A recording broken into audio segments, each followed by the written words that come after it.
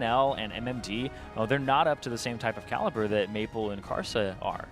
Interesting, of course, as we are now deep into picks and bans. Took a chance to break down those mid laner and already seeing some mid laners taken off the table. Let's just run through these. Zac, Gnar, Cassio, Nidalee, and Syndra on the side for Cloud9. Now, Syndra remaining a fixture in the pick ban, and Cassio showing up as well. With those two champions taken off the board, what do you think is going to be the best remaining mid pick? The best remaining is maybe a bit hard to say right now. Not sure, not entirely sure what the priority is right now, but I think both mid laners has been playing a lot of Ryze, so we might finally see that champion. Yeah, finally.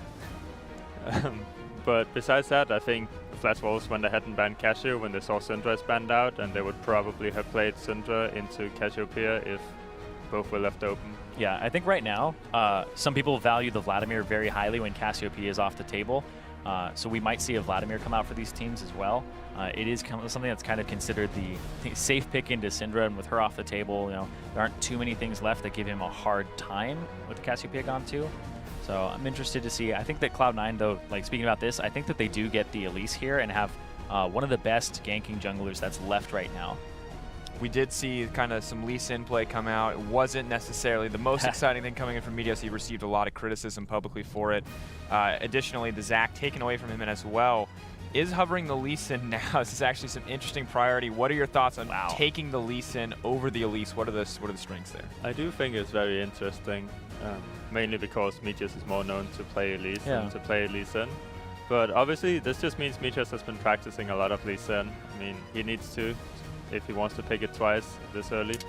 And the Karma could be mid lane Karma. We have seen it banned out a lot. So we have two teams now that's been using it in mid lane, so it could be a mid lane pick. And that basically just sets it up to be a pretty boring pushing lane. Yeah. It's kind of how it works in bot lane too. Karma just pushes. And that's not what I want to hear. That's not what I want to hear, man. I want two assassins. I want people trying to kill each other. I am tired of people just trying to push. No. He's probably just going to go Elise. He's probably going to ruin all the fun and just go Elise. Like, he likes to get our hopes up, but you see that grin on Maple's face. But anyway, the Karma, if it does end up mid, I feel like a lot of people highly value getting Athenes as a rush and then having that where you can just pair up with one person and really just supercharge them.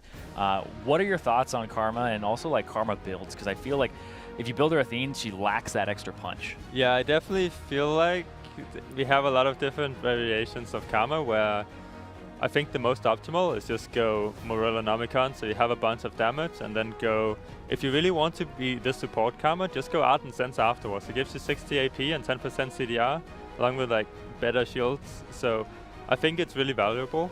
Besides that, you have also seen support Karma go Athenes into Ardent Sense and just be completely support and keep the carries alive. But I think if Jensen is gonna play Karma, then we will see the Morellonomicon, because he tends to go for a bit more aggressive build. Now, with what Cloud9 have locked in so far, do you think this is likely to be the mid lane Karma, or are they just holding on to that last pick for mid lane to guarantee the counter pick? You think you just counter pick? It's still flexed. Yeah, it's not necessarily decided yet. Both support Karma and mid Karma could be really good here. Yeah, no matter what, having a Karma in combination with the Kennen is really good. But I actually think that no matter what AD carry Flash Wolves pick right now, and it's probably Ezreal, maybe a Varus for NL, like this bully lane of having a Caitlyn and a Karma is super good. Like they just shove you in all day, they poke you underneath turret, and it's just a really good time. So I feel like the Karma should probably go to the bottom lane, and then you just pick something really strong in the mid lane for Jensen to play up against what looks like it's going to be a Varus here for Maple. Yeah, interesting selection. We're going to have to see. 3 seconds left. Looks like he will be locking it in. Yeah, this is kind of interesting because Flash Wolves, they're running what used to be like the whole typical double AD carry composition where you have an AP damage top laner and you have a little bit of magic damage in the jungle, but they don't have a tank. They don't have anything that's really going to help them engage. They have two forms of soft engage with the Nami wave and the Rumble ultimate, and if they can actually make that work, maybe they follow up with a Varus and get some picks. But otherwise, I feel like this composition is very easy to roll over, especially with something like a Kennen mid-game. Now, correct me if I'm wrong, but even the Varus ult feels like a lackluster initial engage. It's a very slow projectile, relatively hard to hit comparatively, so it feels like we're really relying... It's not reliable, yeah. Yeah, we're relying on that cocoon from Karsa. I think that Flash Wolves doesn't actually ever have to engage, so they're more likely to use their abilities to disengage and just make C9 not fight you. So I don't think it's too much of a problem that they can't engage. They just need to siege up on towers, poke C9 down or poke them away from objectives, and then take the objectives. So, and that's kind of how poke team comps work. You don't necessarily always want to engage unless someone is split off. And if someone is split off, the Varus ultimate is actually really good engage because you can just pile onto that one guy. Yeah, typically you don't need any form of engage. It helps you actually close the game out when you're a type of poke comp or when you're a double AD carry, and they like to just group up on turrets. But when you have a rumble, it just signals to me like team fighting mid-game and that you want to be able to get something from that. So I feel like that's their engage, is show up a little bit later to objectives and like poke you off of them or use the rumble ultimate to counter engage. Don't know how much Flash Wolves would actually be forcing anything because Cloud9 just have a lot of engage, but also it's counter engage too, and ways to disengage with the Karma.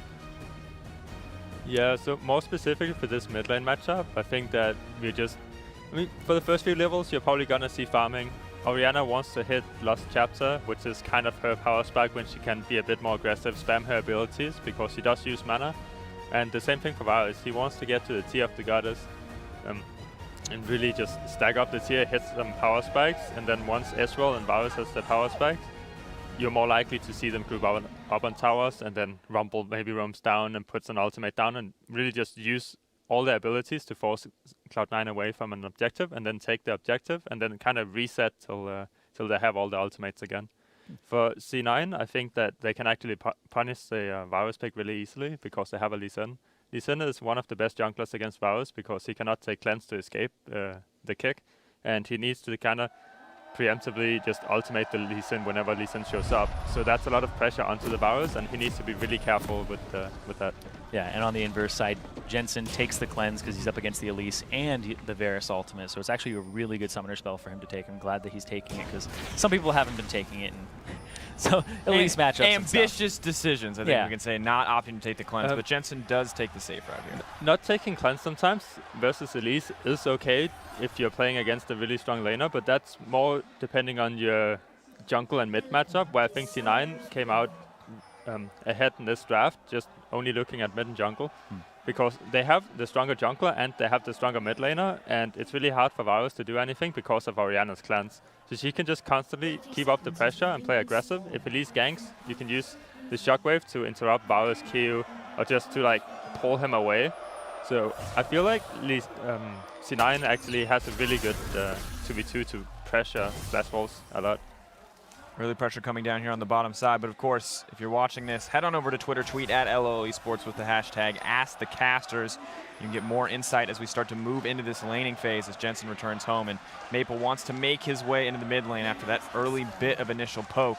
Looking at the mid lane, you talk about Orianna not having to play scared. I just want to look at the early trading in this lane. Who do you think really has the edge? I think the early trading is pretty even, but Maple needs to kind of keep up with the Orianna poke. I think the Orianna poke is easier to hit while you're still pushing, whereas Varus, you need to decide either you're hitting the champion or you're going to hit the minions.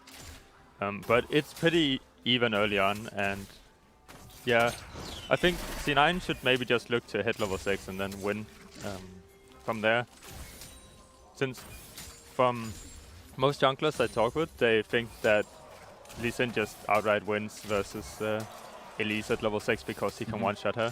And then you also have the kick opportunity onto Varus, so they're going to have a lot of kill potential. Yeah, it's a mixed bag because it's kind of hard to actually hit her with the Q when she's running away, just because of the fact that her spiderlings and all that. But it's definitely, like, if you catch her, like, if you get the jump, she's done. Yep. Very scary place to be. Elise, not as popular as he once was, but steadily making a name for himself on the world stage. Oh, he's getting there, yeah. Yeah, definitely a lot of flash kicks coming out. Sven Skaren showing off in some of those games in the last couple of days. Had a couple good Elise performances. Meteos hasn't quite proven himself yet, but you can see Maple and Jensen already kind of fighting for control of the wave here, and it looks like Jensen actually going to start to take the push. Yeah, this is another reason why Orianna wins those early trades, because she shields herself and gets the clockwork wind-up passive, but it's actually really good because I believe Maple, that was a... Is he on Deathfire Touch? Someone got Thunderlords and someone got sure. Deathfire Touch. I think that was Orianna Deathfire Touch.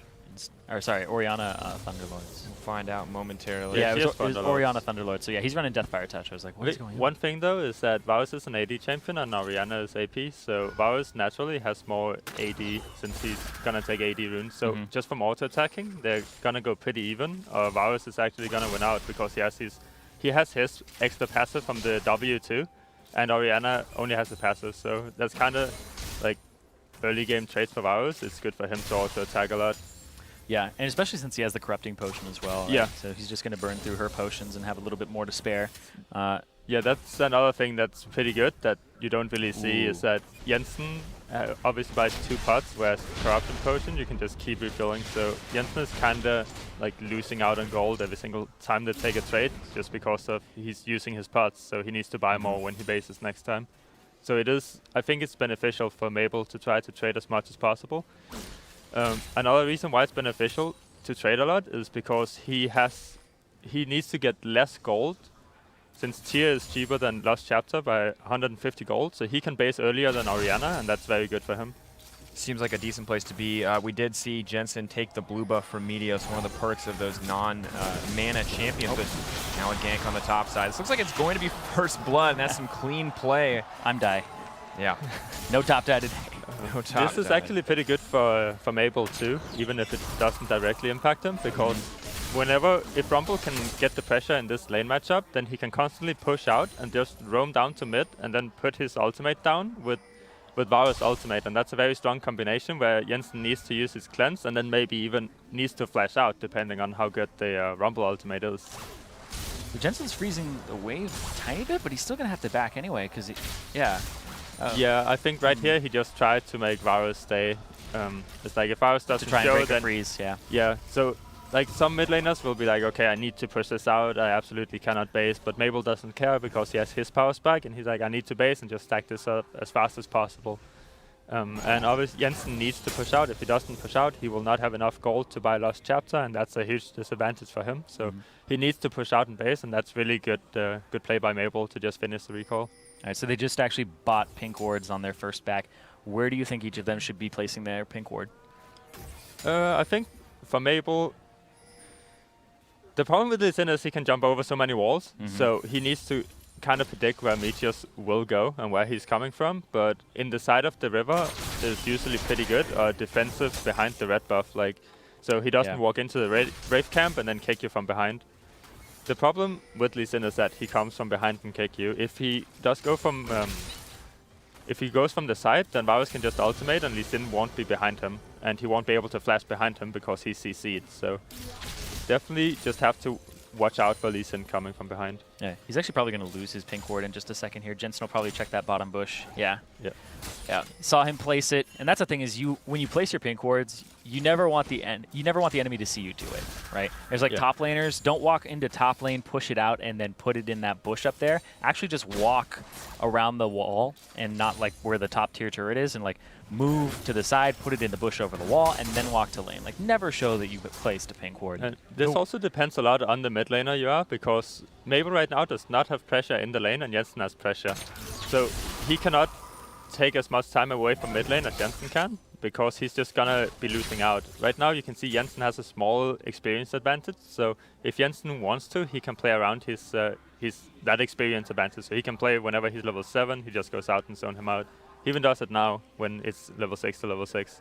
And there isn't a whole lot of things Mabel can do about it. Because if he opens with ultimate, it's just Elise can come with gank, but Jensen has cleanse, so nothing's really gonna happen there. He has his ultimate to drag Mabel back, so it's really hard for them to actually secure the pick onto Orianna. And a lot of Oriannas will actually make this mistake of using the ball to clear the wave when you're in a one-on-one like this. You only do that when you know you need to push, because you can see what Jensen does is he positions the ball, he'll walk up, he'll throw it towards where Maple is, and he'll actually just use a dissonance, and then he'll just use the ball as a zoning tool, and then he auto-attacks to actually bring the minions down. A lot of people will spend too much mana, like trying to control the ball early to clear out the wave, and then you're pretty much all-inable, or like they can trade very heavily. And luckily, Jensen was getting some of those blue buffs, but now it is Maple with the blue buff. Guys, I want to take a chance to look at some of the Twitter questions we've been getting. At the Slowbo asks, how important is mid-jungle synergy in this meta? He says that Meteos seems to provide attention bottom lane, less so than mid. Is this correct? Yeah, that's actually 100% true. Meteos, when we looked at his regular season stats, top lane was his least camped lane, and it was one of the least camped in the entire league. Then that changed in playoffs when Impact just became a god. And then mid lane was his second most, but Sneaky got so much attention. I think that's just a part of their synergy, as Meteos and Sneaky get along so much and they communicate openly. How much of those stats are from the lane swap meta? Because that might have we did standard lanes. Oh, that's yeah. only standard lanes? Yeah, okay. they do standard lanes between jungle proximity, just so everybody knows, is standard lanes from 3 minutes to 15 minutes. So it's just seeing where people spend their early game and like not leashing and stuff like that. It's actually a really cool stat that they finally came out with, and it was like, well, we have to explain it every time we do it. I think this is one thing that Jensen does really well, is he's forcing Maple to use his abilities to take the CS, and then if Maple walks up to auto-attack, Jensen will try to actually harass him down, and that's why you see the CS difference. There's some other players that will just push no matter what, and they're like, oh, I'm winning, I'm always pushing guys, like this is awesome, and you don't really see a CS lead evolve. Whereas Jensen, he just like takes it slow, he doesn't really have to do anything. We saw some action in the top lane before on the minimap, and nothing happened. And Jensen just stays there, and it's like he wants to get the small leads, and that's really good. Yeah, and I like how he just throws the ball closest to Maple, just like that, and he stays near where the ball will retract, so he's not actually just pulling it back to him, but he's always making it so it's a threat to Maple.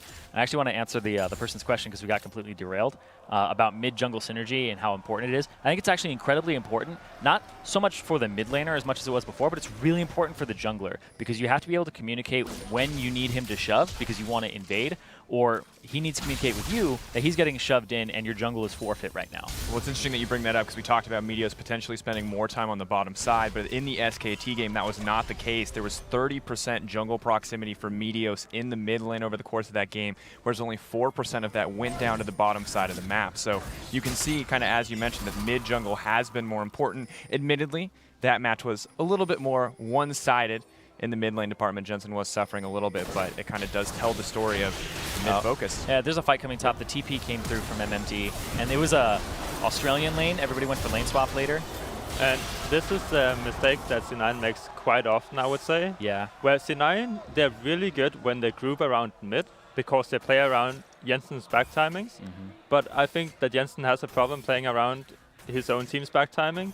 You saw before Jensen based, his team actually based 1 minute in advance, but he wasn't ready to base yet because he was about to finish his Morelonomicon. So whenever C9 tried to force this play, Jensen based and was like, guys, I have a big power spike, and then C9 tried to get out, but it was too late, and that's like, obviously we can't predict how the communication is, but there definitely is some communication difficulties in C9 when this kind of stuff happens because they just threw away their lead when you can see Jensen have like 20, 30 CS advantage in mid.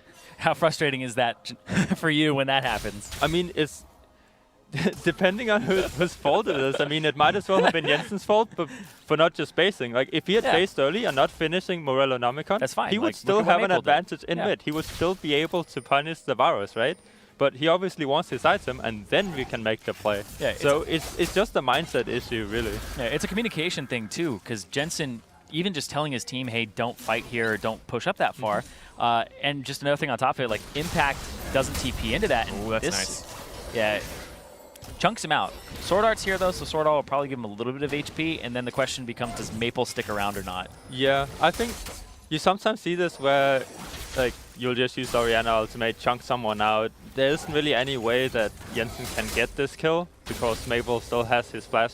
So I usually do not like this chunk because what Jensen can do is literally just tell Meteos to go mid, and then Jensen is gonna ultimate and they can set up a really free kill without them having to even use anything other than Orianna ultimate. Now it's just wasted. He chucks his corruption pot, and like it kind of just resets, and now Jensen is out of pots. So it's not necessarily too good of a trade, even though he won it really hard. Yeah, I feel like it's one of those things that you just need to synergize with your jungler there, and as soon as you use that ability, a lot of your pressure is gone for the rest of the map. Like, hey, it's okay to fight it. Hey, it's okay to have a team fight. Orianna ultimate is down. Like, Shockwave is a very important cooldown in these mid-game skirmishes that like it just opens a whole bunch of opportunities. Yeah, and this seems to be a potential concern for Cloud9 because they are steadily starting to lose across the map. That 2K gold advantage is approaching 3K for Flash Wolves. Jensen's fine though. Jensen's doing good, and honestly, so is Impact as well. So what is the next step for Jensen? How does he get his team out of this rut? Is it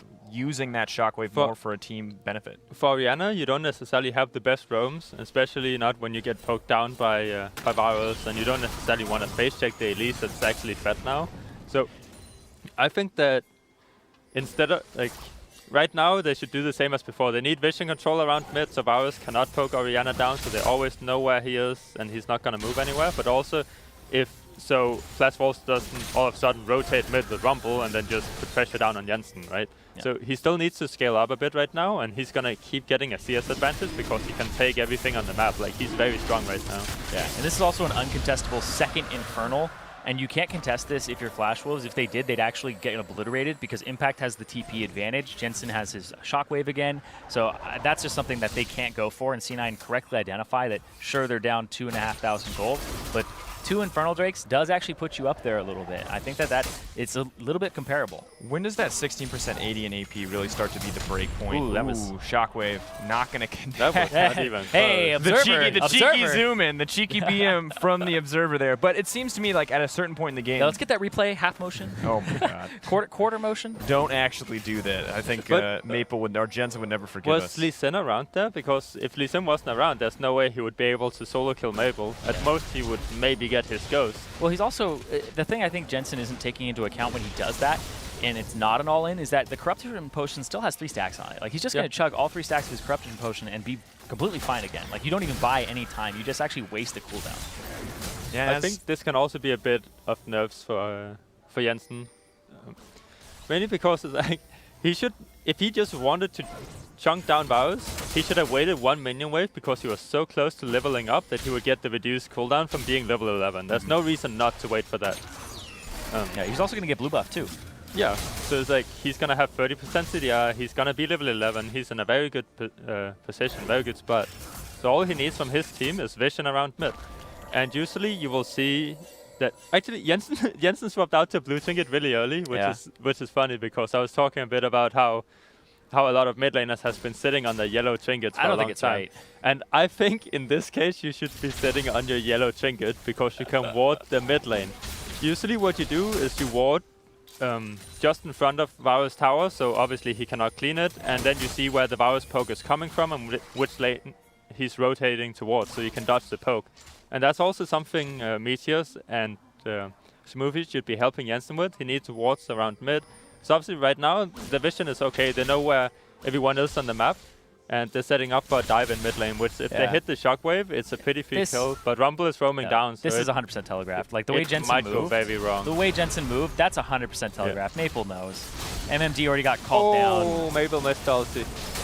Good sidestep on that ulti. MMD now getting aggressive as well. Meteos has to be careful. And yeah, that was close. The way that Jensen played up there and actually went into the fog of war of the turret and was so far up and clearing out that minion wave.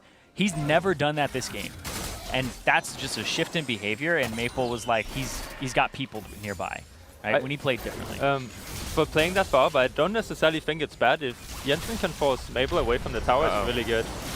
Oh, Nami. Good And deal. he's got no mana. Sorry, you were saying? I don't necessarily think it's bad that he's playing so far up. He just needs to be aware of who can be there so they don't die. Like right there, Meteos, if Maple landed that one ultimate, Meteos would have died. Like MMD would have been able to just protobelt Meteos and like he would pretty much die from it. You saw how low he got. So with 1 second more CC, that he would probably have died. And that's what they should be looking out for whenever they're setting up a dive like that.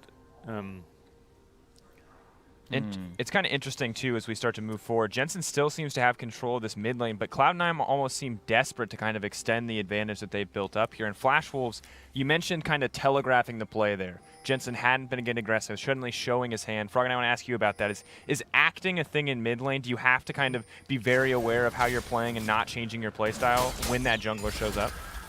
Yeah, but then again, I don't think there's a whole lot of different things Jensen could do to really chain connects. Yeah, exactly why he took the cleanse. Yeah, it's pretty good, but still the problem with Flash Wolves conversation, or not. The problem for C9 right now is that if Flash Wolves, they have their power spike and they can just group up mid and kind of poke C9 down. Or Ezreal is about to finish his man immune, and I assume Varus. Actually, Varus poke is already pretty strong, so they can just group up mid and just start poking down C9. They already have enough CDR on the champions. Yeah, we're actually seeing a lot of Ezreals in this tournament, to just swap to that for a second. Go for tier and pick up a cull, and then they just play on the back foot. And now they're getting gifted kills as well on top of it. This means he's so far ahead. I would actually say he's probably about 1,000 gold ahead right now. Yeah. Yeah, he's 2,000. What I was underestimating. Like, it's this is pretty telegraphed from Flash Wolves combos. They need to group and siege with the Rumble ultimate, Ezreal ulti, Varus ulti, and these kind of things. Rumble just used ultimate to hold top, so they don't have too great of a siege, but otherwise they would be able to. Ooh, impact. Top die, top die. That's really good from Impact to stop that siege. This kind of delays the siege. If Rumble would be there with ultimate and be alive, all Mabel will have to do is ultimate someone, and that person dies because they just Rumble ulti on top of it. Then the Ezreal poke, they have really, really good chain CC, and this is one of the best power spikes they will actually get in the game. You're just constantly going to see them group up and poke people away from the towers now. I've played a lot of these poke comps, and it's one of the most frustrating things to play against because you feel like you can't do a lot. Yeah, poke comps are really interesting because they're very frustrating to play against when they're played well, but when they aren't played well, they're just completely rolled over by people who engage. And engaging is seriously like really easy in League of Legends, like team fighting and engaging. Like if there's somebody out there who's gonna go play in a 5v5 tournament, just play an engage comp. Like it's the easiest thing that you could possibly do. It's so easy to run. Yeah. At any point in the Poke, game, though, even if complete you're opposite. like 5k gold behind, you hit one wombo combo, you win the game. Poke, you have to do so much, warding those flanks, trying to play safe, but it is working out for the Flash Wolves overall. You have also seen the Jensen pulled ahead early on in the laning phase because he just like outpoked Mabel. He just played it better, I guess. And then once Mabel hits his level 9, gets blue buff and gets a few levels, Mabel will stay even in CS because all of his abilities can just make sure he gets every single CS. So at most he will lose 1 CS per minion wave and he just stays even. So it's actually pretty good for Varus in this position. And they keep giving up all these dragons. That was close. That was a 43. Yeah, super close. I also think another interesting thing in this game is that we're gonna really see if Meteos is good enough to play this Lee Sin pick, because he needs to kind of be the one that's kicking Mabel into the team, maybe kicking Rumble into the team, finding those flanks, because that's the engage that C9 needs. And they also need Impact to maybe TP from the side or go from the side. You saw him catch out the Rumble, which delayed Flash Wolves a bit, which is really, really good. So that's the kind of thing C9 should be looking at right now. And I don't think Orianna is in a great position to actually do something about what Flash Wolves is going to do. Now we see Jensen consistently going mid. This gives us a good chance to get another Twitter question. At babygirl_5464 asks, is mid lane roaming a requirement, and when is it good to roam? Not always. It really depends on the champion. And if you get an advantage, then definitely push through the mid lane first and then roam. Because people have different mentality. Like if you're playing Zed, it's like, is it better to just slaughter my lane over and over again, or is it better to roam? I feel like you have to do the first one for a little bit and then just go and roam elsewhere. Because you made one person useless, and you can't always rely on your bottom lane or your top lane to play as well as you did. So just help them out. That's my opinion on it. Yeah, I mean, for competitive, it's really what the team wants to do. Like Varus and Orianna is not the greatest roaming champions, but earlier in the game, we saw a bit of a lane swap where the bot lanes ended up on top, and they were kind of fighting, pushing for the towers. That's a situation where Jensen did have the pressure, so he could try to roam up there and maybe make something happen. It's all about looking for the opportunities, and then you do sacrifice a bit of lane pressure, but sometimes it's worth it. Yeah, I mean, Maple did it once this game and ended up with an assist. Oh boy. Oh boy. This is what we like to call the bait pink ward. This is the one where they're all in the bush. If you're 50 minutes into the game and ranked, don't go hit that pink ward. It's a trap. Yeah. It's 20 minutes into the game, we can call it a mistake. But you see these wards right here? These are actually wards that allow him to stay off on the side and just shoot arrows like that from Fog of War and know where Jensen is. Kind of well placed there. They're trying to chunk him out. That's also one thing. C9 still does not have a ward in mid lane, so Jensen has a harder time dodging out on these abilities. It matters less because the mid tower is down, so he can't just stay back if he wants to. And they also have 3 dragons, so I guess they shouldn't be too concerned about maybe giving up a dragon or 2 to the poke comp, but... Yeah, they gave up 3, and the 3rd Infernal is on the way. I actually don't know if they get this 3rd Infernal based off of tower, because Flash Wolves, they'd be happy to fight you there, but it really comes down to the team fight. So I wonder what Flash Wolves are thinking when it comes to this next dragon.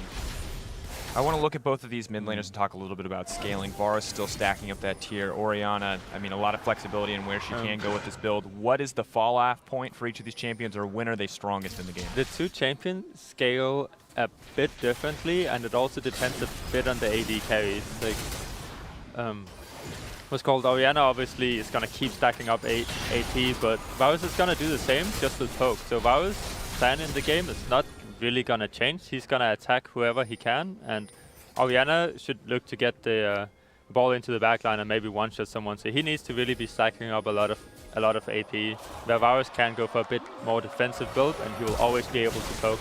Oh, that's a quick pop down. Oh, that's perfect. That's good. That's a great layer. Nice little pickup. One important thing for the scaling is if C9 actually had any champions that could heal the teammates effectively, Varus would drop off considerably, because it's just his poke is not really valuable. Oh, that goes wide. Another Wave not going to connect. Nice Kick goes in. There's the play from Meteos. He's got the Q still on him. He's not going to go for it. Yeah, good. But yeah, that's good. That's exactly what Meteos should be looking for. Try to actually kill Maple. Yeah, he got both of his summoner spells. Jensen has both of his still. Like, definite advantage now in the mid lane. I do think maybe Jensen could have like played it a bit more aggressively or be ready for the Lee Sin kick. With the shockwave and stuff, yeah. Because Varus just made it to the wall and flashed over, and that takes a while, especially when you have the communication to know that the kick is coming. But yeah, since there's no heal on C9, Varus never really drops off. In late game, his arrows are gonna hit for at least 600, if not more. And all of C9's team comp is really squishy, and they're not champions that really stacks armor. So Varus is just gonna really penetrate everyone on C9. Maybe only Lee Sin is gonna get a bit tanky, as you see. He just finished his range on Soman. Yeah. So he never really drops off, and Orianna is like... she's way harder to play, because Flash Wolves has long-range abilities that they can just play around Orianna. Where Orianna, she needs to walk up, be close to her ball, so she can put it even further into the backline. And if she's that far up, she has the opportunity to get hit by Bubbles, by Poke, by Elise Cocoon, by Rumble Ease. It's a lot of CC and slows onto Flash Wolves, and it's hard for Jensen to play this mid and late game out. Yeah, and that's what's going to be really interesting is this next Drake, Infernal, is up in 40 seconds. Maple's not going to have either summoner spell for that. So the low mobility Varus is incredibly susceptible right now, as well as the Rumble. They both don't have any summoner spells. So Jensen, like, he should be able to land a shockwave in this if it is contested.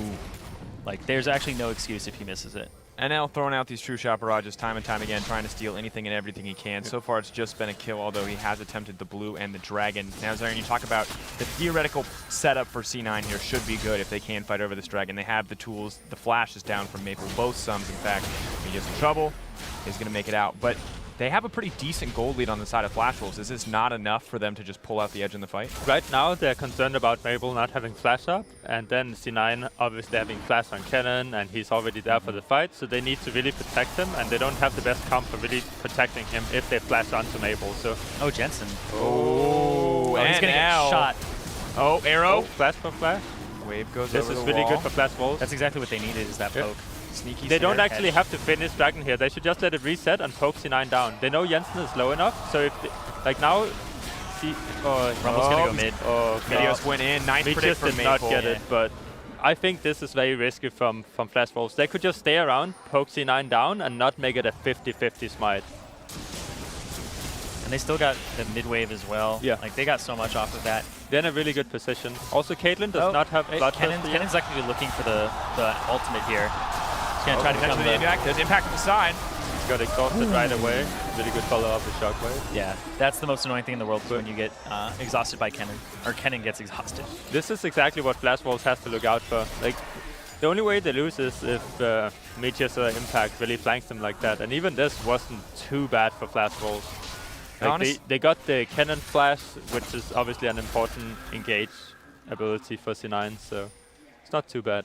Still, Meteos, of course, got taken down as well in the end, so it's really just that 1-for-1 plus the dragon going over in the favor of Flash Wolves. That seems like a good trade. It looked really bad We'll take a look at that replay one more time. This looks so bad when Kennen finds the flank, but it really just seems to work out. Yeah, it's really good. And, like, that actually would have been a kill, possibly multiple ones, because he may have not gotten CC'd afterwards if he had just killed everybody.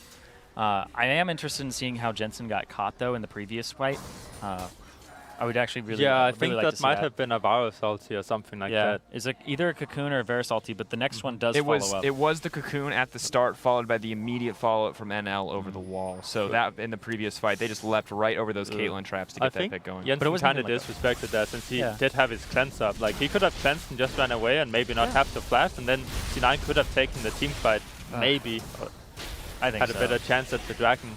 But yeah, I think Flash Wolves, they just have to watch out for the straight up engages, and they don't need to finish the just gets aggressive, tries to trade with Karsa on the trap. So he didn't actually get Chain of Corruption there, but that's actually, you should probably cleanse that right away because it's in the middle of the fight, and that's the Cocoon, and then you just finish the dragon off knowing that at least won't have Cocoon by the time you kill it, and you just have to watch out for the Chain of Corruption. But if you get a Chain of Corruption, you probably set up your ball. I think right now, in this game, it's probably going to be up to Sneaky to really carry this game because he needs to finish his Bloodthirster. Oh, he's so far behind. Oh, no. Yep. A lot of damage. I mean, Flash Wolves are really aggressive coming into these fights, but Cloud9 are doing good to kind of get out of the area. Yeah. What Flash Wolves is trying to do is just follow up on each other's CC, and it's working out really well right now. But yeah, I think C9 in this game, Jensen should be looking to kind of support Sneaky, even if it sounds really weird for Orianna to kind of play more of a support role. The problem is if she walks up, she's going to get destroyed by the CC and the poke right now, and she's not strong enough. For Sneaky, if he does get Bloodthirster, the poke is not going to matter too much for him, and they can just stack shields from Karma and Orianna and Lee Sin on top of Sneaky, which would be really good. This is actually a really good read from Cloud9 because Flash Wolves, all they want to do, they don't actually want to do the Baron, they wanted to bait them close enough to poke them out so that they could get the Baron afterwards. But mid lane, Sneaky found a push. Smoothie actually dodged the Cocoon, and even on top of that, like Impact pushed that bottom wave out. Guy's up 70 CS right now, and he's already level 16. So I feel like this is that's actually a really good situation for Cloud9. They actually closed a little bit of that gold gap just slightly. And things do appear to be going relatively well. Jensen with the 3 items, the Morellonomicon, the Void Staff, and the Rylai's. On the opposite side, Varus still working towards that Mana Mute. I actually don't like the last Whisper buy here. Because how much armor is there on the other team? There's 1 armor item. 2, I guess counting Zhonya's, out of everybody. I hate last Whisper buys like this because it's only bonus penetration. Like, yeah, I don't think it's very awful, good. Actually. He could have finished, or maybe tried to finish his Mana Mune, which is almost fully stacked right now. Like, it's 30 minutes into the game. You should probably finish it. Like it's a good idea. Like, at that point, you can get your Mana Moon, start going towards that, or you even get another serrated Dirk and start going towards Dusk or something like that. This is something I've seen from a lot of the mid laners, is they kind of go autopilot on their builds, and no matter if they're behind or ahead, they will just build the same items they do in every game, regardless of how the game really plays out. So I hope they can adapt to that later on. Yeah, maybe a questionable build choice is at 700 stacks on that tier and counting as well, so he would be very close to that massive power spike because he would get the transformation. Yeah. We'll have to see if that kind of counts against him in any coming fights, but for now, Maple relatively safe to just keep poking. And Flash Wolves kind of setting up control on the bottom side of the map. I mean, this is like the standard poke comp. Are we just going to see the long, slow sieges coming in here from Flash Wolves? Yeah. Another reason why he might have wanted the last Whisper and why it makes a bit more sense is that Meteos is the guy that needs to be playing up for C9 and needs to be getting the Orianna shields and the Karma shields because they have no one else that can walk up right now. They need to wait for Sneaky to get sustained before he can walk up. Jensen can't walk up because he's going to get chunked out. So if Meteos stacks armor and shield him and let him walk up, because he does have the flash kick that's a risk for Flash Wolves and they need to watch out for. TP flank. Just to call it, sorry. Yeah. This is actually... Impact does have flash if he wants to go for it. Yeah. This is really good disengage by Flash Wolves. Flash Wolves are going to go towards They need to delay the fight as much as possible and then just try to poke C9 down whenever they come. I do think Flash Wolves is in a good position to take a fight here. They have a really good spot for the Rumble ulti, for the Varus ulti, just in general for all their poke. They have pings going down Kennen got in. Flank. Impact got in. This is actually really dangerous. This is okay. Flash Wolves just need to stick together. He ulti flash onto them. Yeah. Oh, he got bubbled. He didn't do it. Great bubble from SwordArt. Good disengage there. This looks devastating for Cloud9. That was the fight right there, that bubble. This is good. All they need to do is just keep disengaging, and they don't ever have to fight. They can just poke them down. C9 has no sustain. And that's why I think he went for the last Whisper, is because they know Meteos is going to be the one walking far up, so he's going to hit Meteos more than the rest of C9, and he just wants to make sure that he can actually chunk Meteos out so he cannot do anything. I'm more okay with it from NL because you only hit one person with your Q, but the fact that you have pass-through damage on your Q as Varus, that's why I don't 100% agree with it. I think that there's more things that you could invest in and have a better time with, but I can definitely see that. Will be interesting, of course, as he has now finished some major items, both Ezreal and the Varus with the Muramana. Maybe we're going to grab the quick blue buff here, but he could be in trouble, honestly. Cloud9 getting aggressive here in the jungle, trying to throw down some vision. Elise also finished her Render and Omen, so she's a bit more tanky if they actually want to start Baron. Let's see, Meteos might be caught out here. Ooh, nice cocoon coming in from Karsa. No flash from Meteos, that's huge. No playmaking, no kickback. Oh, that's not who you want to kick into the team, though. I think MMD wanted to actually Q there before he's done yet. I'm not sure. So this is like a big problem of Lee Sin actually getting caught out. If he doesn't have his flash, there's no way he's gonna kick Mabel into the enemy team. Like Meteos is gonna get CC'd, and he's gonna have a really bad time trying to find someone. Impact is actually looking for a kill here, bottom. It's getting aggressive. Yeah. Decent damage comes in, though. And it's just getting harder and harder to find those solo kills as the gold lead starts to grow here. 5K. Flashwolves getting some dragons of their own as well. Elder and Baron left on the table. Meteos actually got the sustain now, so that's really good. He can walk up a bit more with Karma and Orianna shield, and this is when C9 can start getting a bit more pressure back into the game on the back of Sneaky. You can see Jensen, of course, continuing to stack up the items. Is he still just looking for that combo? Because Sneaky definitely not looking to keep He does lose half his arrows. HP, but look at how much he's going to sustain on the next minion wave, and that's why the Orianna ball and Karma shield is constantly on Sneaky. So Varus cannot walk too far up, because Sneaky is just going to have the extra range. He actually cannot. Ooh, Jensen is taking that. So at least you have the sustain from red buff. Yeah. The AD carry life. Is this pretty much all about just mitigating Varus' ability to poke? Yeah, this is about C9 getting pressure back into the game, and they need people that can walk up. So Impact needs to look for the flanks. That's what he can do in this game. Meteos needs to be looking for the kicks onto Varus, but it's hard while he doesn't have flash. Sneaky can walk up too, because he has QSS to cleanse the Varus ulti or the Elise cocoon, so he's actually not in a lot of trouble versus his Flash Wolves team comp. Like we talked about how Flash Wolves doesn't really have any real engage, so that really allows Sneaky to walk far up. And if they do choose to fight Sneaky, well then C9 probably have a better straight up team fight comp with Orianna. Seems like a good situation to be in, but they just cannot find the setup necessary, and Flash Wolves are just continuously baiting these bushes. Yeah, I think Flash Wolves, they have all the tier 2 towers, so they should try to get more vision up, like in the jungle, on the lanes, so Mabel can constantly poke. Right now you have no wards on the mid lane itself when you have tier 2 down, and I don't think that's very good. You need the wards so you can constantly poke them down. If you're not constantly poking them down, well, C9 is just scaling, and for them to scale with the Caitlyn is really good for them right now. That solid spot to be, of course, doesn't always have to be all about Jensen. Orianna with the shield will continue to grow later in the game. Meteos getting caught again. Does have to burn the kick there as well. Has completed the GA though, so does have one get out of jail free card in the coming fights. I mean, kind of a scary point to be at for Cloud9. It seems like Flash Wolves just setting up around the Baron, looking for picks as well to try to secure it overall. And unfortunately, it seems like less of the Jensen story for Cloud9 as we move forward, and them just trying to figure out how to survive as a team. I mean, Jensen is very important for Cloud9, and he needs to execute his job, but he needs to, I think it's more about following up for him than making the big shockwave. Yeah, that's why I have way more emphasis on C9 trying to do stuff that enables Jensen to really do stuff in this game. Right now he hasn't been able to do anything at all except for pressure him in the laning phase.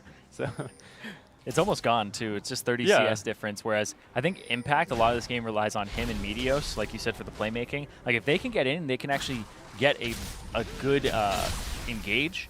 I feel like Jensen's follow-up could just destroy the entire team if he's able to get it. Like that's the thing that they're looking out for. Also, one important thing is that Mabel chose to go for the Dominix regard, so not the the reduced life Mortal steal. reminder, yeah. Yeah.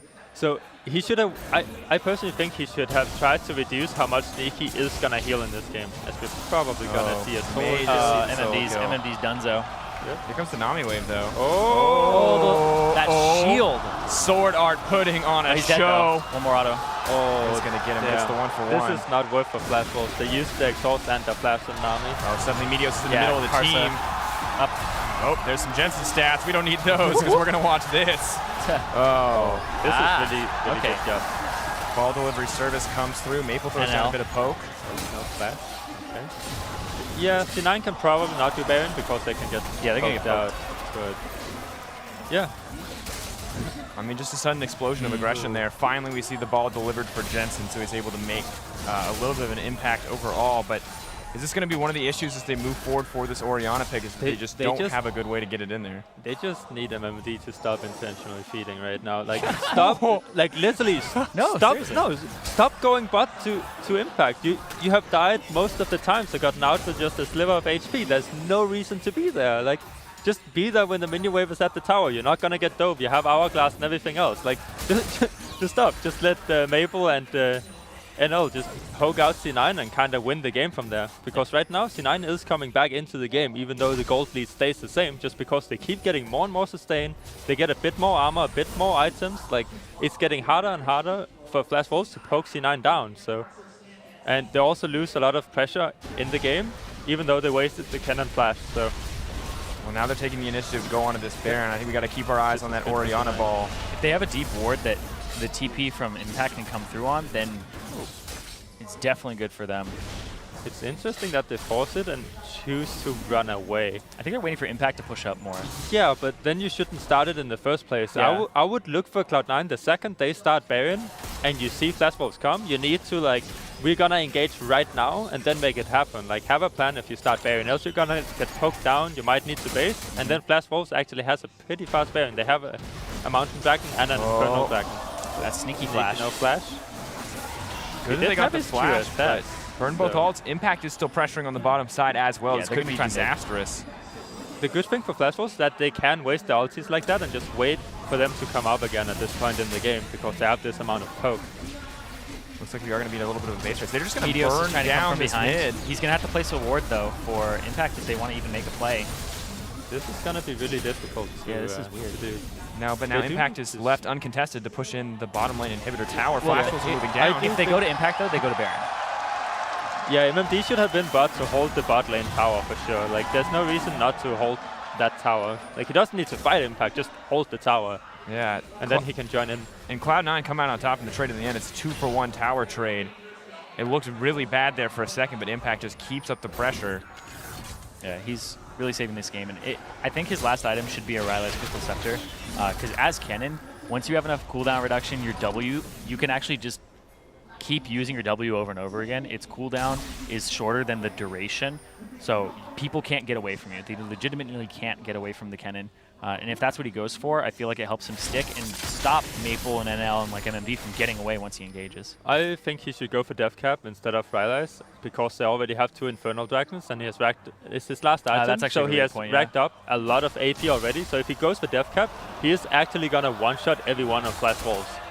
So yeah, that's a good point. I think he is gonna go for the Death Cap. I like that our choice here at this point for Impact is between one-shotting people and between inevitably killing them with multiple shots.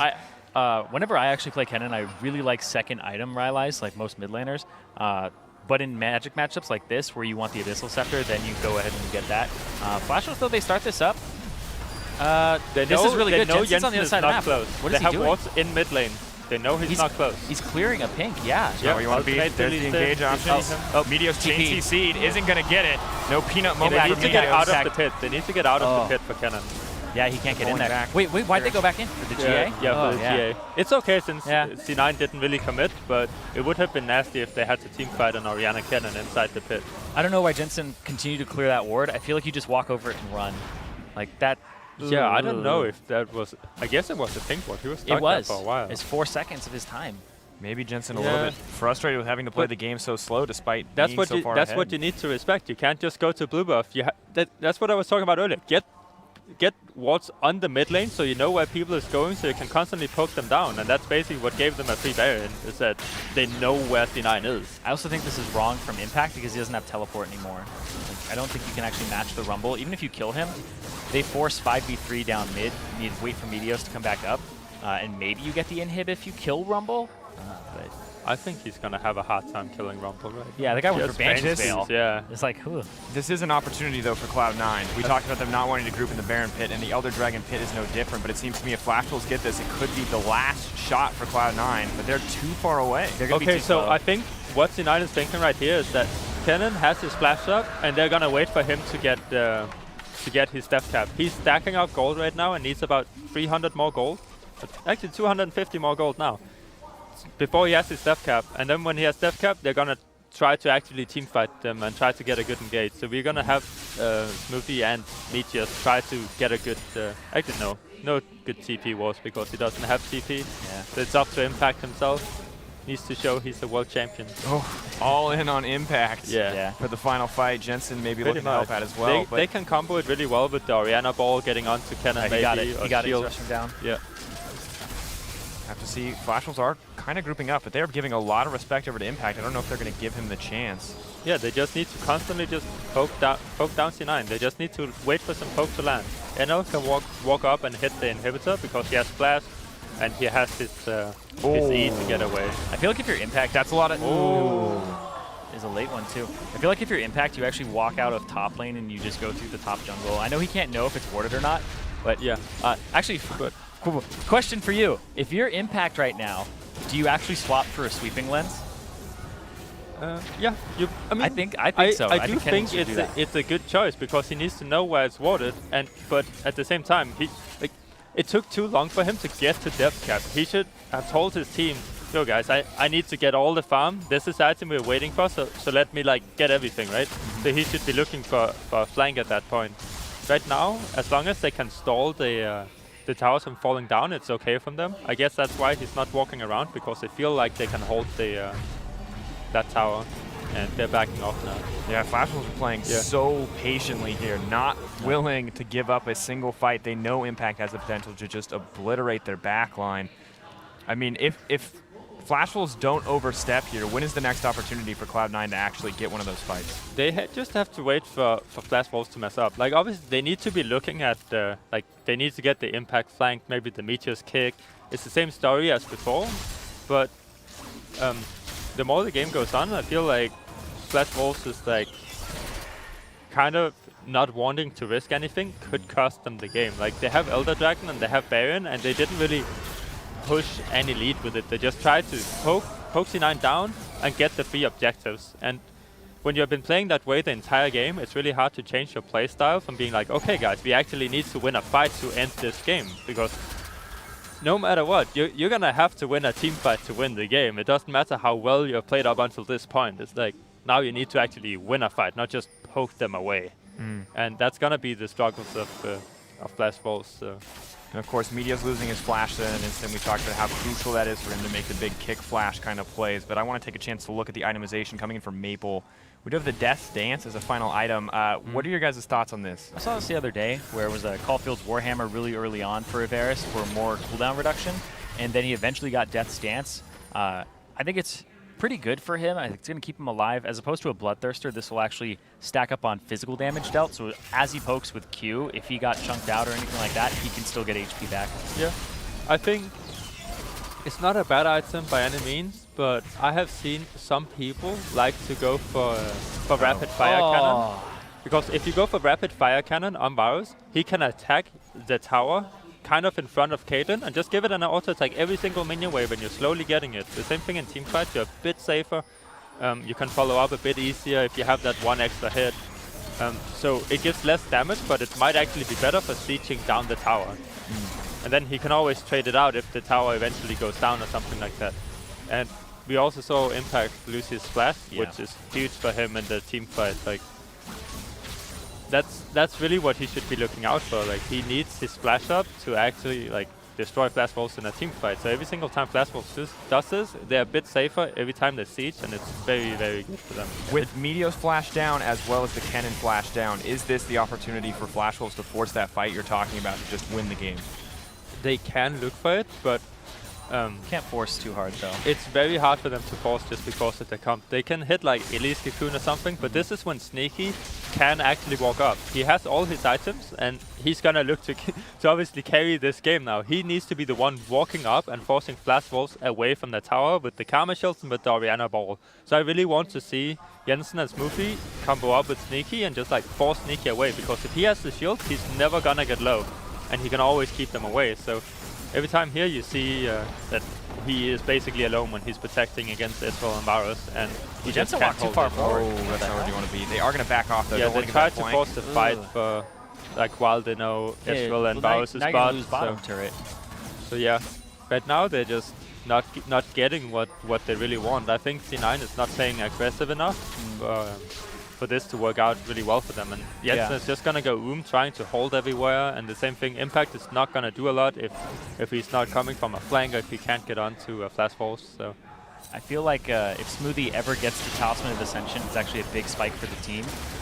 If they could ever engage in that way. Like I haven't seen like a mantra inspire and like everybody runs forward with the Karma shield on them. okay. So But you would love it. the pressure is a bit relieved now because Baron is gonna spawn, and if C9 gets this Baron, I actually think they have a pretty good shot at getting the game. Let's see. They take less and less damage because It's actually really good for just C9. tank. Yeah. C9 did use the Meteos, so they're a bit less safe, even though they have the QSS in the clans. Yeah, but NMD ulti, Maple ulti, NL ulti, SwordArt ulti, and then they have all of theirs except for Sneakies. The good thing is that NL and Maple, they have really low cooldown on they'll their be back ultis. fast. It's like 40-50 seconds on the Varus ulti, and then Ezreal just spam Q and get your ulti back up really fast. Nami ultimate is almost up again. Yeah, but if you're able to actually get a turret off of that and like force something, then it'll be all right. I actually thought they were going to go occupy the Baron pit during that time, but they decided to go down mid instead. Well, yeah, and we're 50 minutes into this game, and the 7K gold lead is going to mean less and less, and that advantage of the additional Infernal Drake on the Cloud9 side is going to mean more as we start to approach that 6 item point for Jensen and as well as Impact. Yeah, and then it just comes down to composition and execution. Right. I think that C9's is easier to execute at this point because I really think they should just look to make Caitlyn unkillable, because she can kill everyone of Flash Wolves and she basically cannot die. So if they just protect Sneaky whenever he needs to walk up, then it's really good. Like, you see, stuff like that. If Jensen has his ball on Sneaky and Karma just shields every time Mabel shoots an arrow, Sneaky will not lose any HP, and he will just be there and he can trade back. If he does get low, then he needs to back away and then sustain, and then he can run up again.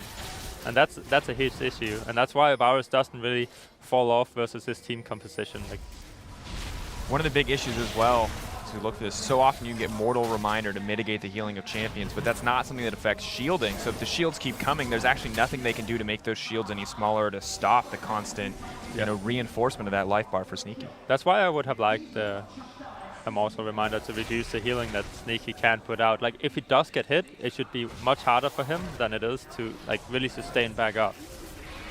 But they elected to do otherwise. So Especially since they only have Elise and tank on C9. So.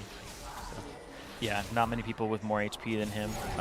Yeah, there's only 30 seconds left on Impact's flash, so I think that's what Cloud9 are waiting for right now. Kind of stalling until that point. Yeah, I would like to see Flash Wolves actually force something while like these flashes are down from C9, because I don't think like everyone right now has finished the items. Impact has like full items. Jensen has full items. Sneaky has full items. It's like, okay, you want to wait for the support to finish the 6th item too, or something like that. You mean it's pretty close for SwordArt. He's always sitting on a Kendall gem. So. Yeah, no more pinks for him. Yeah. Matt talked about this the other day. Always have slots for pinks, he said, but I guess if you're waiting for that one final team fight, that's bad. That was the money right there. This could be bad. Impact running for his life. Yeah. I think If they can get Impact's flash. Oh, he's saving it. I This feel is like really you flash counter engage there, because all 5 of them just jumped up. I don't know. I feel like that was an opportunity there for Impact. Meteos is on the backside. We're kind of waiting with bated breath here because one fight will decide this game. Meteos. This is like, He got his flash again. yeah. This is gonna be really close. I think for Mabel and for NL, they need to be looking to get poke onto Jensen. They need to poke Impact, maybe poke Smoothie down. Like, they need to poke the targets they can. Caitlyn at this point is okay to poke, but it's actually not gonna do anything because she's just gonna sustain back up. So poking Caitlyn in favor of other champions is actually not good. Oh no. Oh, Meteos. Not quite. They use Meteos here. Use the kick as well. So flash kick down for Meteos. Maybe Flash Wolves will opt to start the fight, but Impact, of course, still with the flash, still with the ultimate. Jensen as well. We could look for that wombo combo kind of scenario. But Cloud9 are just playing so scared here. I wonder if this is going to get to the point where one of them gets frustrated and tries to engage, like an Orianna self-ulti flash. I mean, oh yeah, they're all on the side of the pit. I think Starting like, this is pretty risky. Yeah, it's super They risky. know Meteos is not close, so they're probably gonna back away from this. They have to be careful. Oh, no. Actually finished it. Jeez. I mean, now it's just gonna be stalling for Cloud9. Or wait for Shockwave to be back up, and then they can maybe do something. I mean, do you even think that they can stall? There's 2 open inhibitors, the Baron I buff do think now. they can stall because Sneaky can walk up and actually attack. So it depends on how they play it out. Where's he going? Jensen's going for blue, and then Sneaky is just clearing out a camp. You don't need gold, Sneaky. You have 3,000. You literally need no gold. Trying to catch SwordArt. Karsa trying to catch Smoothie. Oh, Smoothie. Got caught out. Oh. One shot, one kill, Maple. The I LMS actually like sniper. how Flash Wolves has been playing this. They've just never been too impatient, and they're always just like poking away, know what they're doing. Yeah, Flash was playing this immaculately, honestly. It's been a really good game for them, but it can get cracked in just a second. Yeah. I mean, it's still up to... It's kind of up to Impact. You haven't really seen him do anything except for like just killing the Rumble and like winning his lane really hard. Besides that, he actually hasn't really done anything. This is not quite where Cloud9 wanted to be as we see Meteos now set to fall. They're going to be able to pick up the GA2. Jensen, however, is on the way. Nope. No. I'm not sure if he just really wanted the Grump or if he was actually going for TP Wars, because I think the Meteos was going for TP Wars so they can have one final fight with Impact. The problem for that one final fight would be that it's like if they lose the fight, they're gonna get the Nexus destroyed, and if they win the fight, they're kind of just back into the game. I don't think they can actually finish. Well, I think death timers right now are like 65 seconds. Yeah, but 2 Pretty inhibitors insane. are down, so it's really hard to actually finish. Especially because the fight, like there might be a few kills. If all of C9 survives, maybe they could finish, but Yeah, it depends on where the fight happens too. they really just, like right now, Oh, Flash man. Wolves is gonna wait for the super minions to kind of go into the Nexus towers, and then they can get the last tower for free, kind of. Yeah, So they're probably gonna avoid fighting. Oh, Jensen got poked. They might just walk up and take it this wave. I think they're... Yeah, it needs like 1 or 2 shots. It's got nothing left on it. There we go. Interesting spot to be. Oh, Impact still trying to make a play. He might be able Why to is get SwordArt there? Because he's having the minions get Baroned up, so they actually push faster. Okay, I can And see that. it actually makes sense because SwordArt is not worth killing, and it's still gonna take a long time for him to kill. Yeah, Oh, maybe not. gets Not a SwordArt. GM. Yeah, they use Shockwave on him. Yeah, that was being way too far. Impact behind. Oh, did He Maple in can't, trouble? he can't get Maple. There we there go. you go. Finally. Get destroyed, right? If Yeah. he actually gets the engage, Mabel MMD. gets destroyed. There's nothing he can do. Now it's a 60-minute game. NL trying to run for his life. We'll have to see if he can pull out the 1v1 or the 2v1 as Karsa shows up. Taking the This should be Dragon. They'll clear out their base, but they might get Dragon here if you're Cloud9. yeah, they're gonna go for the dragon. Someone is gonna push down mid, and maybe they're gonna go for the inhibitor, depending on how they do. You can hear the crowd 50 there. seconds. And this is what Flash Wolves should have been avoiding. They're just trying to like they got too greedy to actually end the game early, and they have been so good at just stalling it out, not being too greedy, poking C9 down repeatedly. Then they walk up and basically just, I mean, kind of suicide. They're not watching for TPs. Yeah, those may Like- have been some of the last flashes of the game too, because Yeah. you're like 1 hour and 1 minute until you have Impacts back, until you have Maples back. The good thing about this is that Jensen and Sneaky still have their flashes. Meteos has his flash, so he can play really aggressive. Oh, that's actually good though. I think that's fine. It's You a chunked him good out. try. If you get the kill, you can almost NL end ult, the NL game. ult, NL ult. Okay. So Yeah, they had a ward That's C. gonna be stalling till the inhibitors are back up, and then C9 is just gonna run it down mid, probably. Yeah, you can't actually fight them right now. Like, team fighting comp with Elder and the fact that they have 2 Infernals on top of it, like... And, of course, no longer having the flash advantage as well, so it's much easier for Impact to make his way into the backside. That proto belt combined with the speed ups there. Yeah, that's a big thing, is like, we talk about how Kennen needs flash to make these engages. He doesn't need it if the other team doesn't have flashes, so it's much easier for him to actually get in there. And with Meteos with his kick flash, like if Meteos kick flashes Maple in this next fight, like all you have to do is Lee Sin. I feel like that's your only job is if you can kill Maple. You don't have to kill NL, you don't have to kill MMD, just kill Maple. Is there any Twitter questions right now? Because we're gonna have a stalemate until the Dragon buff, and like, I mean, seriously, we're gonna wait for Flash Wolves to like get their flashes up. They're gonna get some vision control inside C9, so they know where they're going. So there isn't actually a whole lot of things that's gonna be going on until Cloud9 groups up and actually wants to fight again. We'll see if we can grab some Twitter questions. I do have a fun fact though. I wanted to check in on the Varus damage numbers, and of course this is a few minutes ago, but when I checked in, Varus had 39% of his team's damage at this point in the game. That's because nobody else is in a position to do damage. Like Rumble, you're never in that mid-range area to actually have him do damage. He stopped getting any type of fight that he would want to take towards Impact. Like, Impact will beat him. So, yeah, the only person who even gets to do damage. Maple's actually probably done more since then. I believe it. Maybe have moved up in the percentage there overall. Jensen was at a 27%, but as you said, not in a position to really do damage in the majority of these fights, although he has had, you know, pretty close calls with those potential solo kills on NL. I'm glad we have Froggen here for all the late game strats. Like, dude, this type of game is a struggle. It's like, oh, why are they never fighting? This is so boring. It's like, it's all about vision. If you get picked off, like, the game is over. Really? So you of all people are telling me this is boring? Yeah. It's like, Froggen, this is what you've done to us. This is the type of game we have to cast. Fun fact, did you guys know that I have once, like, won a game being 0 kills and the enemy had 2 kills and it was against Fnatic? Yeah, I remember that. That was the lowest kills that anybody's ever had in a victory. Well, there's a team fight, so let's focus back in. The fun facts are wonderful, gentlemen, but despite the stalemate that we're expecting, it does look like teams are still trying to find a way in. Yeah, inhibitors come back up. Baron comes back up in a minute. Karsa's going to have to find something and go back. But how long on Impact's flash? Because I feel like that's what they wait for, is that time race. 82 seconds? Ugh. I mean,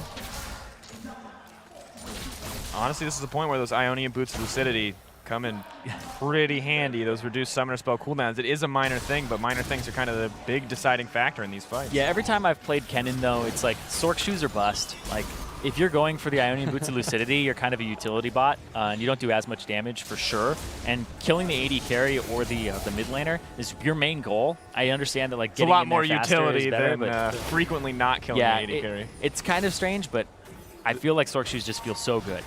This is also interesting from Flash Wolves because they have a lot of wards towards the bot side of the map. Oh, actually, they're all timed out. Never mind.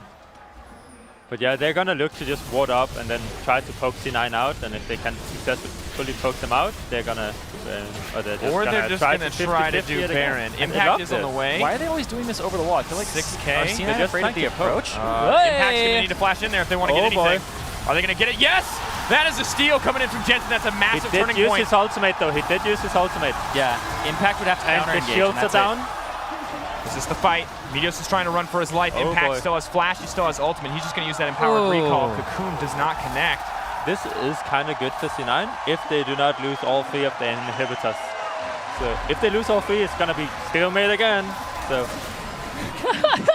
it is. Someone just stole a Baron. This is how it works. Cheer up, man. This is how it works. We just witnessed NA Hope come back to life. Next hour-long Echo Fox game. They can come back, but it's still gonna be just stalled out. Like, if they do not successfully get any of the inhibitors, we will actually see something happen that could potentially end the game. Well, we're starting to double up on the average game time here. Also, Sneaky and Jensen used both the summoners. Meteos used the summoners, so it's all up to Impact to get that TP behind them. And they do have this one ward at the walls. So let's see if Flash Wolves are impatient, if they're getting hungry, anything like that. It's so hard to push in on a Caitlyn too now. Yep. I mean, it's almost impossible when you just stack up shields onto Caitlyn, and she can't die because of her sustain. Yeah, if C9 take a fight right now, they probably win the game off that top wave. And so MMD has to go clear that. C9 has a very, very good chance of actually ending this game without much happening. Just because they have Caitlyn that can walk up to the tower and take it extremely easy, and she has Baron buff. Like, it's very unlikely that she's actually going to die unless they can stack a lot of CC and Rumble ultimate on top of her. Yeah, they get the turret. NL actually was doing red buff at the time, had to pick it up. Meteos? We're at the point in the game where is just kind of running around. Yeah. gold doesn't matter. Okay, so now you have to find a way to safely actually do damage to this turret, and that's the struggle here. Now it's the other way around. Now Flash Wolves has to stall the Baron buff and make sure that none of them die, they don't do anything unnecessary, and that's really difficult for them to actually do. Yeah. I would have loved for Smoothie to just go AP in this game so he can shield Caitlyn even more, but... Yeah. I mean, he may have the gold soon enough to shift builds entirely as both teams approach the 110k mark. He is gonna go for Art and Sensor next because he already has his Forbidden Idol, which is okay. But since you he does have 2 Infernal Dragons, so just straight up getting Death Cap would actually be pretty beneficial for him. And Jensen has 1044 AP. Also, the Ardent Sensor passive is now shared with the Mikhail's Crucible one, so you actually don't stack the heals and shield power passive because it's unique. But you will get the bonus damage for Sneaky, but how impactful really is the 30 bonus damage on there? I mean, you could argue it at this point, it might not do too much. And if it's magic damage, it's not like either Karma or Sneaky has any magic penetration, so I don't know how it's applied, but it's obviously going to be reduced onto these targets that has magic resistance. So. We're at an interesting point. Huh? No, sorry. I was thinking for myself, like, is it the, I think Athene's has something like that too, where it's like increased shields and heals. And anyway, it's been a while since I've dabbled blood in charges, it gives you actual healing as well. Look at this. Meteos is basically unkillable while being 0 for 1. That feels amazing. I know. I've done nothing all game. That's the problem, because right now if he also just runs at the Blood Wolves, it's hard for them to do anything because they're like, we don't want to auto attack, we can get flash kicked or something. Right now they should know he doesn't have flash, but it's just all the pressure C9 basically has. Jensen should be putting, or sorry, Sneaky should be putting some more traps down. Yeah, right now you see Jensen walk really far. I would like for Sneaky to walk that far up and Jensen play a bit more in the back, because Sneaky does have the sustain and Jensen does not. So if Jensen does get poked, it's actually really bad. Whereas now, you see, just keep that ball on him and let him walk up.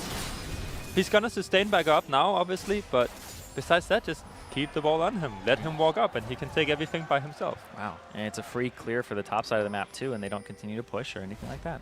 All right, well, I have a Twitter question, guys. I know you asked, Froggen, asked and you shall receive, at RDG_Amazonite. I'm going to totally butcher that, I apologize. How do you deal with such a long game, both as a caster and as a player? So let's start with you, Froggen. As a player, what is your mentality coming into a long game like this? I haven't tried anything but this, so I don't know what you guys are talking about. But, I mean, it's actually not that... It's actually not that... What the? Yeah, he sold his item, bought it, and then he resold it. You gentlemen have never been to EU. Well, I can say never been to EU. I've been to EU for 6 months. Froggen, you've been there. But that's amazing. The things you've missed recently, last time we had an 80-minute game in EU, 5 ZZ Rob portals came out. That's dirty. Yeah, it's the ZZ Rob buy it. But, okay, so...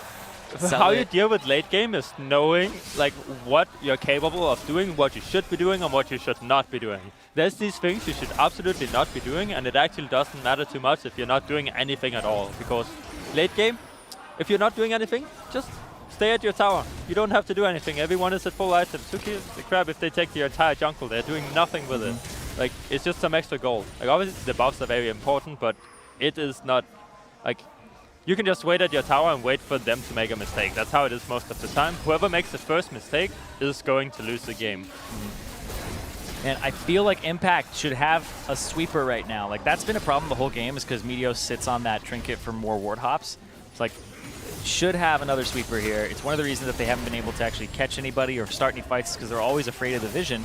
And I feel like you should make the other team afraid of your vision. It's really ridiculous. Wow, we got a new world record in CS. Yeah, new world. It's a world's CS record, so just for the world's tournament. All right. We're following the script. I am casting right now. It feels good.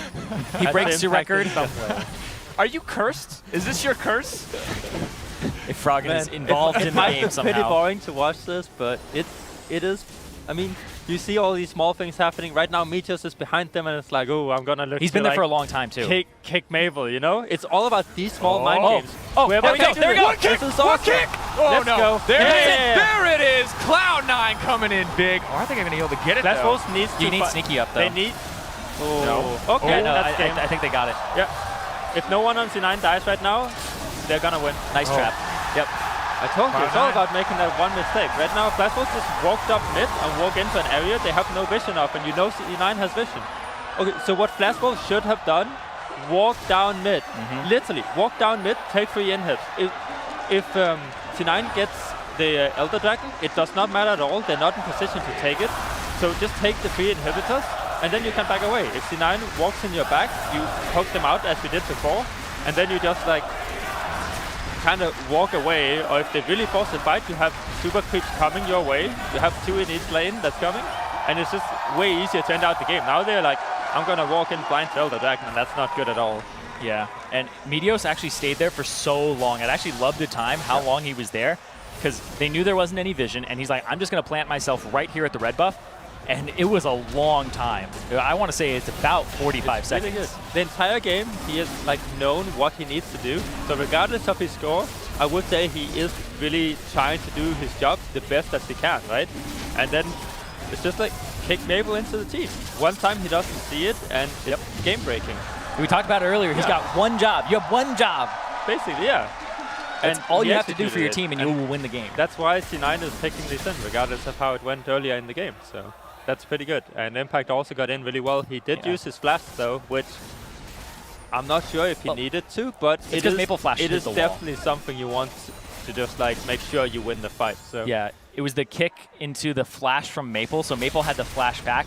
So Impact, in order to get over the wall, had to flash to follow. I think he had his Eon, Karma Shield, and I think Smoothie used his Talisman of Ascension to try and rush him in. It was actually really well played there from C9. So now you're going to see Jensen is staying more in the back. It's awesome. Sneaky has to walk further up, and then Karma needs to shield. Every single time Jensen walked up, he's going to get poked down, and it's not going to be good. He needs to constantly just shield Sneaky, and it's the only job. Yeah, it's almost like a solo mission where you just buff the AD carry, you give him the shields, he walks up to the turret, maybe hits it once or twice, and then he walks away. Like, even if he gets caught, you should trust that he's going to Mercurial Scimitar, right? Yeah. Like, I feel like that's totally fine. If everyone piles onto Sneaky, Jensen's job is to place his ball and ultimate them, so he kind of peels for Sneaky in that sense. So right now, keep the ball onto Sneaky and shield him It's a divided fight too. So bubble doesn't land on Sneaky. They go in. Oh, that was really good. Sneaky played that so well. Now it's going to be MMD dying. That was a big outplay there from Sneaky. And Meteos one more time. Oh, one job! Exactly where they want to be. C9 cleaning up house here. He's got one job, and I guess he gets a raise too. So. Yeah. Oh, that's a lot of damage in the know. I mean, at this point, it feels like Cloud9 just rolls out. What a game. Yeah, and this is a big game for the entire group, because it's so neck and neck. It's like, oh, who's going to take games off of who here? SKT, IMA. It's like, well, now you know that Flash Wolves, they still have a decent amount of work to do, because Cloud9, man, if you started off 0-2, and I just think it's very risky.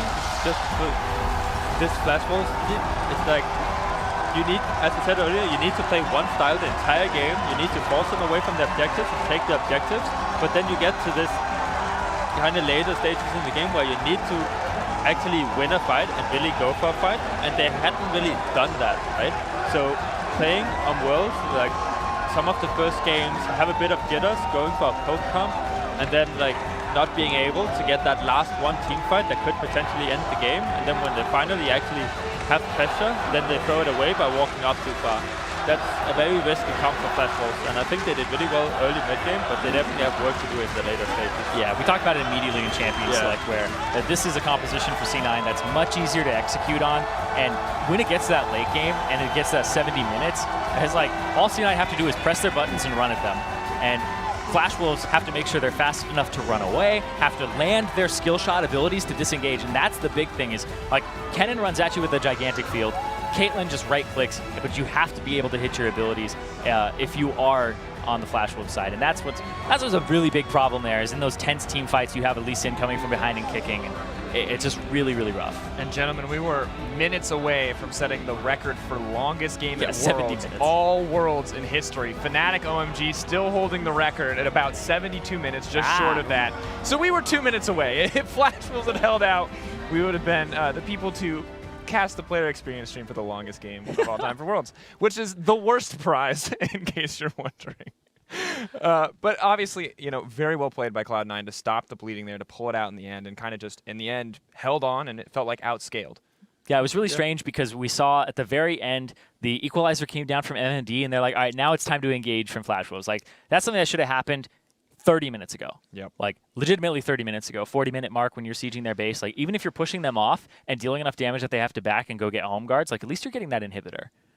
I also think it shows that I do think they should have played more aggressive in the early game and like tried to push the advantage a bit more. But even with this slow kind of game, it is okay for them. They just need to know what they need to do in late game, because they try to walk in somewhere without seeing anyone of Cloud9, and they have no more rooms for pink wards or anything like that, so they can't really clean out vision that well. So sometimes it's better just like, I would really have liked Flash Wolves to have a plan of to be like, just push down mid and force C9 to show. Wherever they show, we just run the other way. We have the Nami wave. We're gonna be faster. We just throw it down on them, and they can't really do much. Just walk somewhere that C9 is not. And then later on in the game, it's like, they died because they wanted to contest Elder Dragon. If they walked down mid, took 3 inhibitors, they would have forced Cloud9 to like not take the Elder Dragon, but to actually move with Flash Wolves, and that would have forced Cloud9 out of the Elder Dragon pit. So it's just different aspects of how you can play the game, and like kind of take the pressure back if you don't have the pressure and stuff like that. So it was a mid-lane stream originally. Yeah, turned into then became the late game stream. Definitely the late game stream. But that's enough for us. Thanks for tuning into our coverage of the mid lane matchup. Next on the player experience stream, we're going to queue up in this lane again and feature a focus. We're going to e-stock a little bit on the mid lane legend Faker. For now, though, let's send it back to the mainstream, where an interview with C9's Jensen is already in progress.